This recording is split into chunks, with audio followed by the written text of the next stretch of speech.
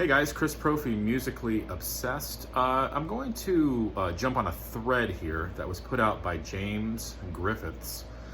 And he came up with 20 questions, sort of like a vinyl tag. He wants to talk about some of our firsts. So what was cool about this thread is that James said we could change some of the questions if we wanted to. So some of these questions are questions that James came up with. Some of these are questions that I came up with, but they all have the theme of firsts. So the first record by a favorite artist. Well, when I started collecting vinyl again, I made sure that I picked up a copy of A Nice Pair. This is a compilation on the Harvest label by Pink Floyd, and it contains Piper at the Gates of Dawn, Saucer Full of Secrets, some selections from Relics, Omagama, and at this point, the song Flaming, which had never been available on LP. But I had this as a kid, and I knew I needed it when I first started collecting records again about a year or so ago. So definitely Pink Floyd was one of the first records I picked up, or A Nice Pair was one of the first records I picked up by that artist, Pink Floyd. First debut I got, I remember as a kid getting Kiss's debut. And at that time I had a cassette of this album, and I remember going to the grocery stores and stores like Walgreens or Rite Aid, and they would always have like cassettes. Yeah, you don't think about buying cassettes at the grocery store or Rite Aid or Walgreens, but I looked at cassettes, and Kiss, their debut, was one of the first cassettes that I bought. As a lot of us, I was drawn to the look first, and then of course I heard the music and I was blown away by that. First live album I remember getting, well, I used to have this on vinyl, and I want to get this on vinyl again. This is Pink Floyd, A Delicate Sound of Thunder. This was the Momentary Lapse of Reason tour. And I remember as a kid just, having this on album as I was first getting into Pink Floyd. Sorry, I just dropped the booklet. And just being blown away by Pink Floyd. Some of the first albums I heard by them, I heard the compilation Relics and Momentary Lapse of Reason. So as I've said before, I sort of heard like the newer Pink Floyd and of course the early stuff. And then this was sort of a nice bridge between those two styles of Pink Floyd, because on here you have Shine On You, Crazy Diamond, One of These Days, Wish You Were Here, Them. So, some early Floyd on here as well. So this was my first live album. First greatest hits. Aerosmith, Greatest Hits. This is an awesome album. Dream On, Same Old Song and Dance, Sweet Emotion, Walk This Way, Last Child, Back in the Saddle, Draw the Line. This is the first time I heard Kings and Queens, which is one of my favorite Aerosmith songs. Probably my number one, I believe. Come Together, they do a version of the Beatles' Come Together, and Remember Walking in the Sand. So this was the first greatest hits that I owned. First double album. Well, again, was as I was going back and buying albums again, I had to pick this up. Sabbath, We Sold Our Soul for Rock and Roll. Just an awesome collection of Sabbath. You've got songs from Volume 4 on here, the debut, Paranoid, Master of Reality, Sabotage, a little bit of everything. Just a great collection. First punk record that I got as a gift. I remember as a kid getting Plastic Surgery Disasters. Not this copy. This is a copy that I've recently gotten. This is an early pressing on Alternative Tentacles Records, but I remember as a kid getting this as a birthday present, and I remember putting it on at my birthday and my parents being like, what the heck is this? So this was definitely one that turned my parents' heads and going, what kind of music is Chris listening to? So, Dead Kennedys was my first punk record that I got as a gift. All right, first disappointment of 2020. I hate to say it. This is Gordon Lightfoot's new album, Solo. It's basically just Gordon Lightfoot and his guitar, some songs that he's been working on over the last few years. I love Gordon Lightfoot. Maybe this album will grow on me. I'm just not a big fan yet. I'm having trouble getting past his vocals, but I'm also, some of the songs just don't seem well written. And I know that these are ideas that he had. Some of these are, they're basically just demos. But, I'm just used to hearing these, well thought out songs by Gordon Lightfoot. And I feel like this album's just not doing it for me yet. And I do like a lot of his later stuff. So I don't think it's just the quality of his voice in these recordings. I think it's the songs too. For whatever reason, they're just not connecting with me yet. So this was my first disappointment of 2020. Again, I love Gordon Lightfoot, and I'm just not feeling this album yet. Maybe it will grow on me. First record by an artist that I got serious about. Well, I remember in college, I was always a Monkees fan, but I started to delve into the Michael Nesmith collection. And this was a 2 CD set of his first National Band recordings. And I remember buying this and just being totally blown away. And then after I heard this, I had to get everything by Nesmith. So I moved into Tantamount to Treason, and the hits just keep on coming. And, from a radio engine to a photon wing and all of that stuff. So this was the album that got me into Nesmith. A record that got me into a genre, I've shown this before. Bitches Brew definitely led me and was my gateway into jazz. This is a reissue. We've all talked about this album. We all know how amazing it is. First, question 11. First song that I taped at home. I remember having a cassette ready to press record when I heard a favorite song because I wanted to record it and have it on cassette. And there was, back when I lived in Colorado, there was a local station that would play sort of like alternative music, like punk and some metal and, some indie stuff.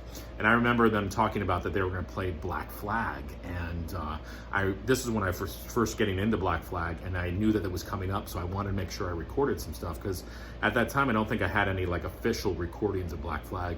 And they played a song called My Ghetto. And I remember recording that song and listening to it over and over and over again. It's such a great song. So that was my first song I ever home taped. First record on a recommendation. This is a band called Big Business, Mind the Drift. And I was at a local record store a while back, and the guy's like, have you ever heard the band Big Business? And no, I have not. He said, you would definitely like this album. And I maybe have spun this once. I liked what I heard, so I got to get back into this. And this was a recommendation, and it was a good recommendation. I know there are a lot of people out there who have rated this album pretty high, and they really like it. I don't really have too much to say about it because, like I said, I've only spun it once. But from what I heard, it was awesome. So I got to definitely spin this again. It's sort of like Baroness, heavy, at times a little proggy. Yeah, that's about all I can remember from it. I gotta listen to it more though. So this was bought on a recommendation. First record my parents hated. That was easy. They hated Slayer. I love Slayer. They hated Slayer. I don't think parents would be too happy with seeing that cover. And on top of that, hearing the music. But this album is my favorite Slayer album. Amazing. First record that I sold this year. Well, I don't have it to show you because I sold it. I bought a reissue of Maiden Somewhere in Time because I just love that album. It's my favorite Iron Maiden album. I was not happy with the reissue. There were some sonic issues. It was very quiet as an album. So I sold it because I want to get an original, just an earlier pressing of that album because it's my favorite Iron Maiden album. Question 15, first record I saw in someone else's collection. Well, I remember a neighbor in Colorado had a record collection down in the basement, and I remember thumbing through it and coming across this album by the Moody Blues. Just drawn to that cover. This is their On the Threshold of a Dream album. And he said, yeah, take it home, listen to it. I was blown away by it, and then I had to get a lot of the Moody Blues stuff. this album. I love Question of Balance, you know, Days of Future Past, Seventh Sojourn. I love it all. But this was the first album that I heard as I hit myself in the head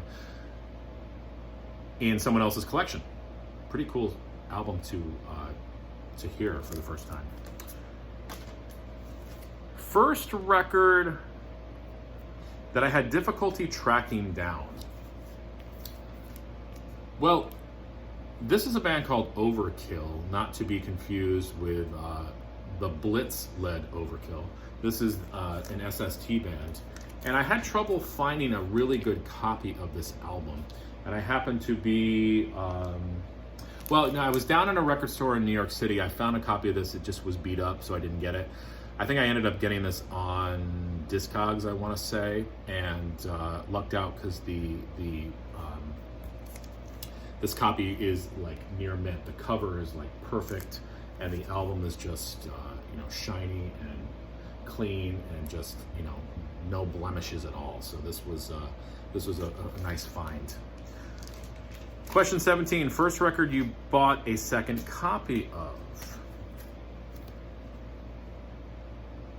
In Through the Outdoor. I remember having this as a kid, loved it, so I had to buy a second copy of it. This is the reissue on 180. Just an amazing album, underrated in Zeppelin's catalog. Let's see, question 18. First blind buy of 2020. I showed this about a week ago or so. Icicle Works. I'd never heard of this band before. And, saw the cover, saw it came out in 84. I'm like, all right, you know what? I'm going to take a chance. It was $1.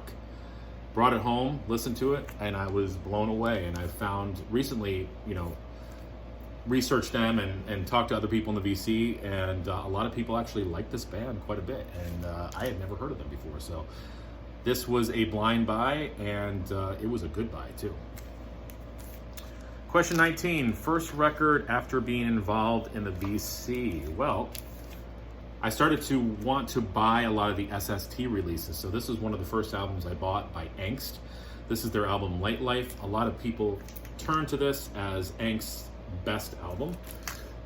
This came out on the SST label in 1985. It's jangly, it's punk, it's got some folk and country elements in it. It's just a little bit of everything. Love this band. Definitely check Angst out if you have not. Did I skip a question here? Did I? Oh yeah, I did skip a question. First metal album I was going to show. I've shown this before, Ride the Lightning. I bought this and Black Sabbath Sabotage at the same time, and this was my introduction to metal. And what an introduction it was, Ride the Lightning. Still want to get this with the Megaforce silver labels, and I will at some point pick that up. Last question, first mail order record. As a kid, I remember ordering this from a local record store. Now, it was when I first moved back to New York.